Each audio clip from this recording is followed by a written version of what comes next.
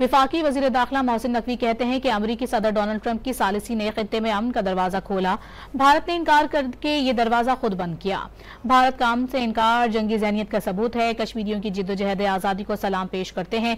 यौम शहदाए कश्मीर के मौके पर अपने पैगाम में वफाकी वज़ीर दाखिला ने दो टोक पैगाम दिया कि शहदा के लहू से उठने वाली आज़ादी की पुकार को बंदूक, कैद या कर्फ्यू से दबाया नहीं जा सकता। मोहसिन नकवी ने डोगरा राज की बंदूकों और भारत के रियासती तशद्दुद को एक ही जुल्म के मुख्तलिफ शक्लें करार दे दी। वफाकी वज़ीर दाखिला मोहसिन नकवी कहते हैं कि अमरीकी सदर डोनाल्ड ट्रंप की सालिसी ने खित्ते में अमन का दरवाजा खोला। भारत ने इनकार करके ये दरवाजा खुद बंद किया।